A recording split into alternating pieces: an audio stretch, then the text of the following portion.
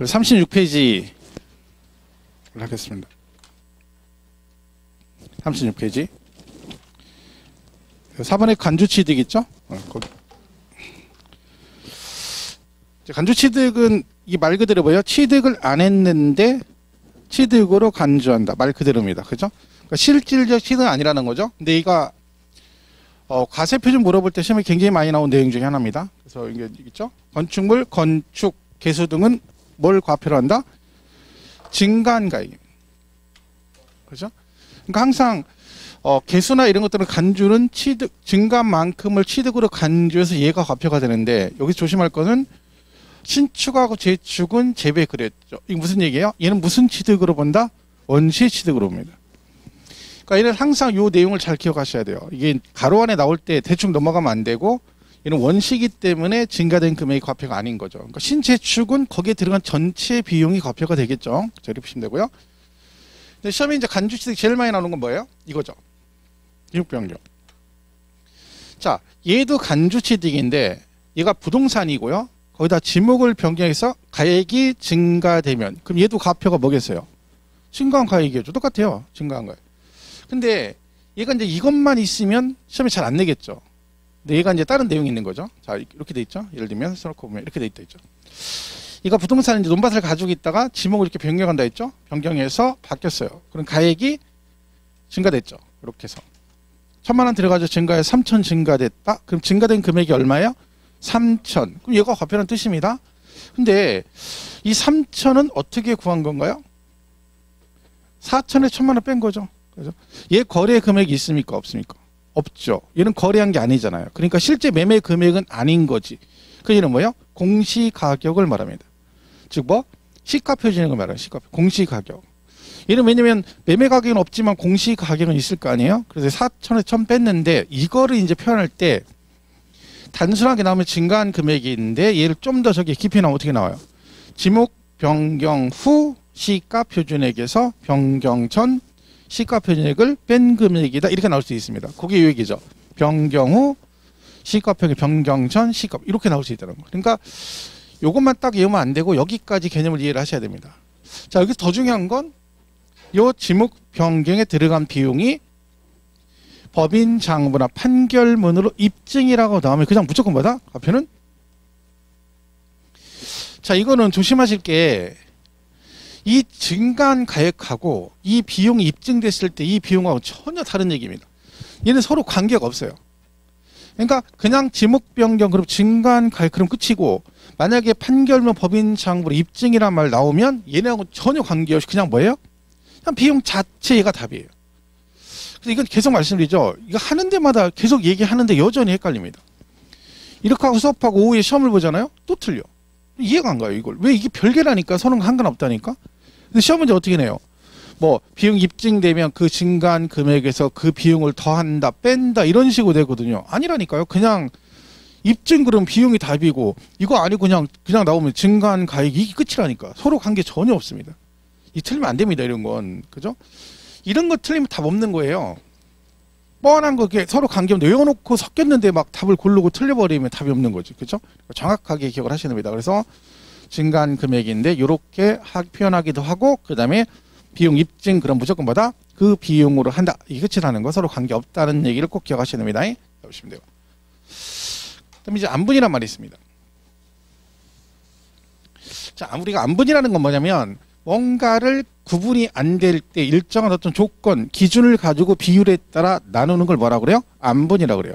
자, 우리 안분은 그러면 여러분 안분하려면 그 안분하고자 한 기준이라는 게 항상 존재를 해야 되죠. 자, 안분 기준 두 가지가 있습니다. 하나는 금액을 가지고 하는 게 있고 하나는 토지, 면적을 가지고 두 가지로 나누는데 자, 이 금액이 기준이 되려면 기준되는 금액은 항상 있어야 되죠.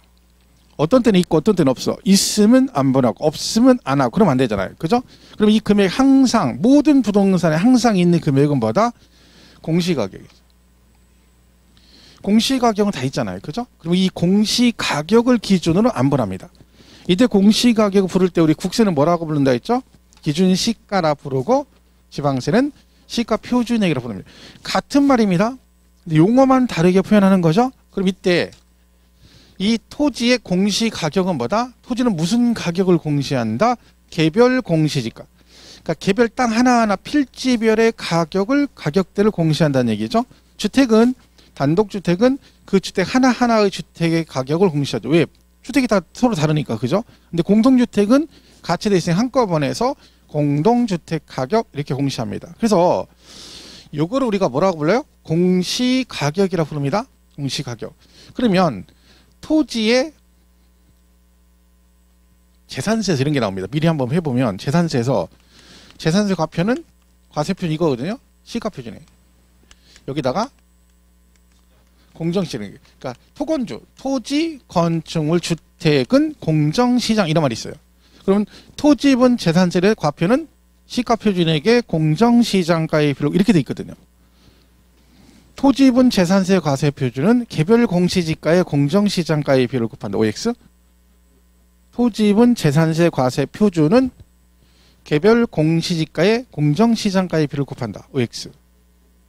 이거 못 맞추면 안 되는 겁니다.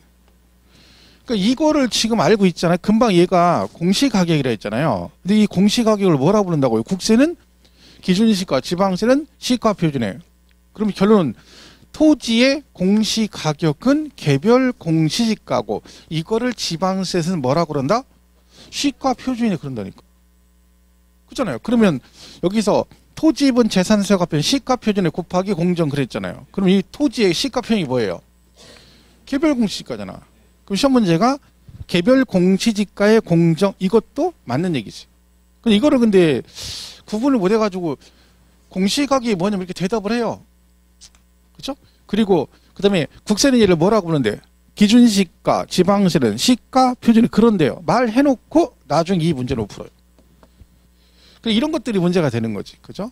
그러니까 같은 얘기인데 국세에서 부르니까 뭐라고 불러? 기준시가라고. 지방세에서 부르니까 너는 나에게 와서 뭐가 됐다? 시가 표준액이 됐다는 얘기지, 그죠?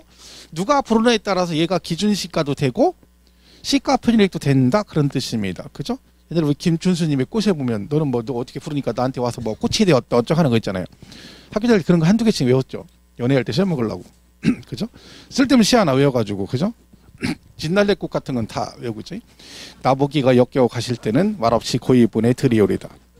가시는 걸음걸음 노인 가시를 자근자근 들여밟고 가시옵소서. 이런 식으로, 그죠? 보내주는, 쿨하게 보내주는 거예요.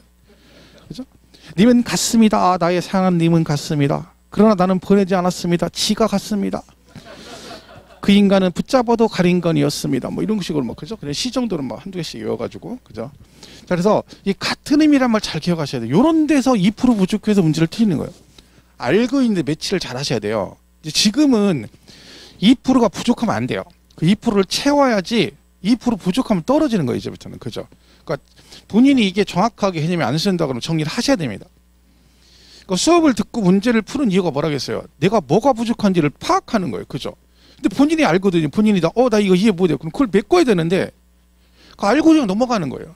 뭐요? 시간 없대 바쁘대. 뭐 이렇게 뭘 하는데 바쁜데요? 그걸 하는 게 제일 바쁜 거지. 그게 제일 바쁜 일이에요. 근데 그건 넘어가고 다른 걸 하고 있는 거예요. 그러면 안 되죠. 자, 그 다음에 면적을 기준으로 안분하는 게 있어요. 그게 뭐다? 부속 토지를 안분할 때. 자, 이걸 예를 한번 들어볼게요. 금액을 하는 거. 자, 와다 말았네. 자, 보세요. 그러면 얘는요, 금액을 안분할 때는 뭘 가지고요?